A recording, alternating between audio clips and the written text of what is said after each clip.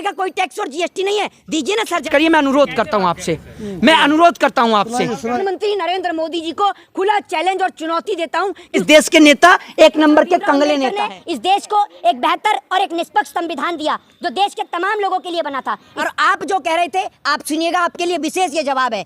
आपके लिए जवाब है कि आप कह रहे थे कि आप प्रधानमंत्री को झूठ मंत्री क्यों कह रहे हैं, लेकिन आप चले जाएं लाल किले के बाहर तो कंटेनर की इतनी ऊंची दीवार खड़ी कर दी है कि लोग अपने देश के प्रधानमंत्री को रोड पर से भी नहीं देख सकते हैं। इतनी ऊंची दीवार कंटेनर की खड़ी कर दी है। अरे प्रधानमंत्री को अपने देश में किस प्रकार का खतरा, ये बताइए ना आप मुझे। प्रधानमंत्री को अपने ही देश के अंदर किस प्रकार का खतरा? क्या प्रधानमंत्री अपने वादों को पूरा करने में नाकाम रहे हैं, या फिर प्रधानमंत्री कभी भी इस देश की जनता के सवालों का जवाब नहीं देना चाहते? मैं प्रधानमंत्री को यहाँ से खुली चुनौती देता हूं और प्रधानमंत्री को एक खुला ऑफर देता हूं कि प्रधानमंत्री मोदी जी, पहले एक बार अपने इस भाषण को सुनिएगा और उसके बाद आप मेरे इन सवालों का जवाब दीजिएगा। भाइयों बहनों, मैंने मन में ठान ली है और मैंने व्रत लिया है, संकल्प किया है कि 2022 आजादी के 75 साल होंगे, तब तक हिंदुस्तान में एक भी परिवार ऐसा नहीं होगा जिसका अपना खुद का पक्का घर नहीं होगा। ये प्रधानमंत्री नरेंद्र मोदी जी का भाषण है।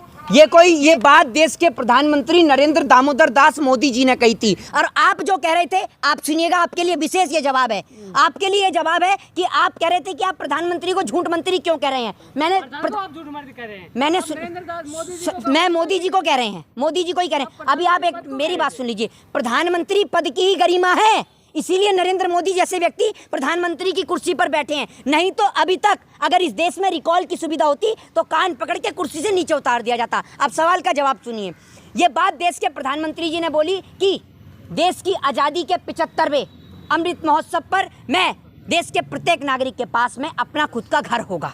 ये बात मैंने नहीं, प्रधानमंत्री नरेंद्र मोदी जी ने बोली। और मैं प्रधानमंत्री नरेंद्र मोदी जी को खुला चैलेंज और चुनौती देता हूं कि उस कंटेनर की दीवार को हटाकर एक बार लाल किले के सामने जो गौरी शंकर मंदिर है, गौरी शंकर मंदिर से लेकर हनुमान मंदिर, निगमबोध घाट और उसके बाद कश्मीरी गेट और राजघाट तक आप जाकर देख लीजिएगा कितने भिखारी लोग फुटपाथ पर सोते हैं, खाने को रोटी नहीं है और उनके पास सर ढकने को छत नहीं है। ये वीडियो का जवाब कल आपको मिलेगा। कल मैं एक वीडियो बनाकर आप सभी के सामने दिखाऊंगा, जिस वीडियो में मैं आप तमाम लोगों को दिखाऊंगा कि प्रधानमंत्री जी के वादे किस तरीके से झूठ और नाकाम रहे हैं। इस देश की जनता को छत मिला हो या ना मिली हो, इस देश की जनता को खाने को रोटी मिली हो या ना मिली हो, लेकिन अंबानी और अडानी की प्रॉपर्टी और संपत्ति में इजाफा होता आया था, होता है और होता रहेगा। बाबा साहब भीमराव अंबेडकर ने इस देश को एक बेहतर और एक निष्पक्ष संविधान दिया जो देश के तमाम लोगों के लिए बना था। इस संविधान के तहत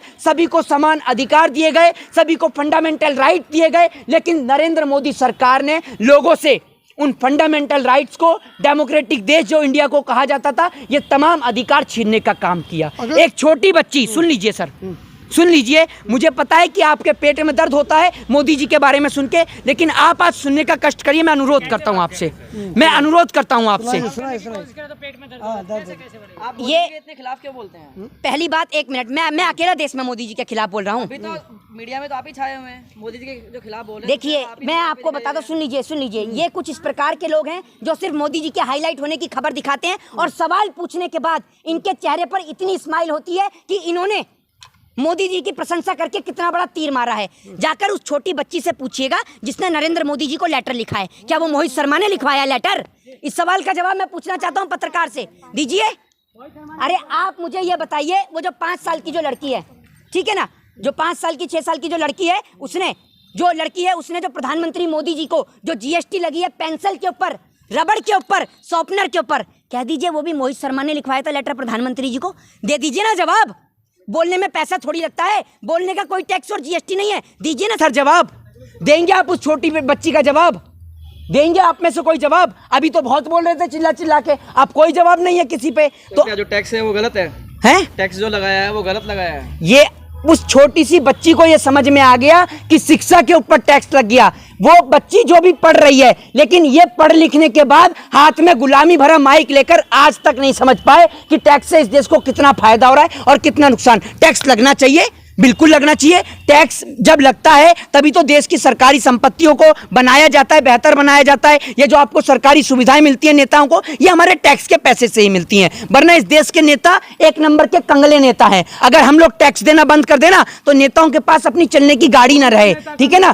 पेंशन भत्ता तो बहुत दूर की चीज है, नेताओं के पास चलने को गाड़ी ना रहे, ठीक है। क्योंकि आप और हम जो अपना टैक्स पे करते हैं उससे नेताओं को वेतन भत्ता और पेंशन मिलती है। तो टैक्स बिल्कुल लगना चाहिए, टैक्स लेना चाहिए। सुन लीजिए, एक मिनट रुक जाइए।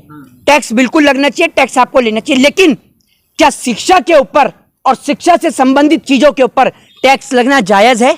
क्या इस देश के अंदर रोटी के ऊपर टैक्स लगना जायज है? मैं आपसे एक सवाल पूछता हूं। इस देश के अंदर राइट टू एजुकेशन हर एक व्यक्ति का एक फंडामेंटल राइट है, लेकिन एक वो व्यक्ति जो अगर संविधान को पढ़ के आइए, ठीक है ना, आपको पत्रकारिता के बारे में भी पता नहीं होगा और वहां पर फोन पे बात करने से अच्छा यहां सामने आकर पूछिए। देश कम से कम आप जैसे पत्रकारों को चेहरा तो देखे कि किस तरीके का आपका चेहरा है। सरकार की गुलामी करने वाले चेहरे छिपक के ऐसे दुपक जाते हैं, ठीक है ना। तो राइट टू एजुकेशन इस देश के अंदर लोगों का एक फंडामेंटल राइट है।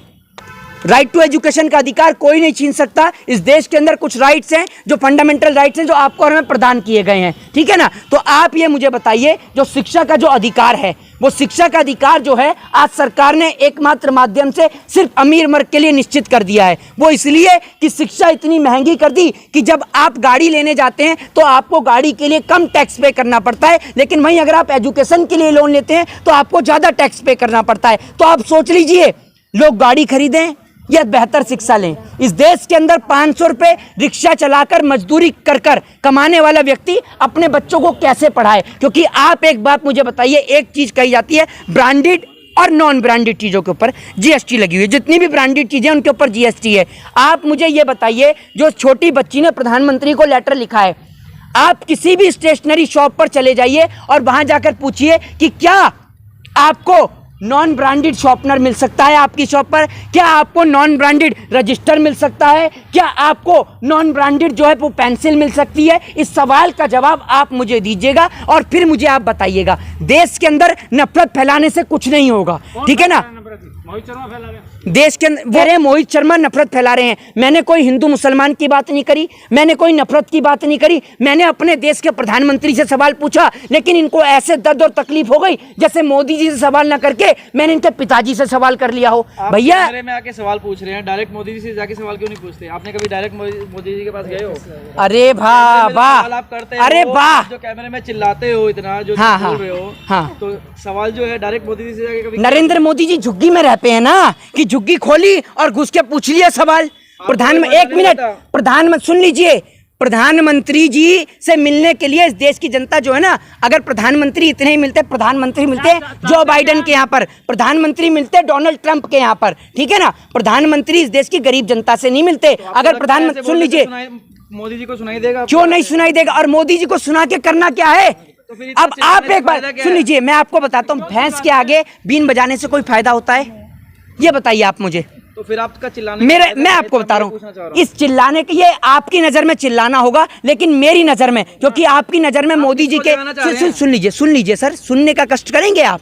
मेरी नजर में चिल्लाना नहीं है, आपकी नजर में चिल्लाना होगा, क्योंकि आपको अगर कोई मोदी जी की बुराई करे तो आपको चिल्लाना ही नजर आता है। लेकिन मैं ये बोलकर अपना फर्ज अदा कर रहा हूं और देश के नौजवानों को जगाने का काम कर रहा हूं, ताकि इस देश के नौजवान इस देश की हकीकत से रूबरू हो सकें, इस देश के अंदर एजुकेशन के ऊपर लग रहे टैक्स को समझ सकें, इस देश के अंदर जो पेपर लीक का मामला है उसको समझ सकें, और सरकार का सबसे बड़ा प्रोपोगेंडा हिंदू और मुसलमान के नाम पर देश की बिगड़ती अर्थव्यवस्था, जो कि और देश की बिकती हुई संपत्तियों से ध्यान हटाना है। तो आप सभी लोगों से निवेदन है कि देश के अंदर की बिकती संपत्ति पर ध्यान दें, एजुकेशन पर ध्यान दें। जय हिंद, जय भारत।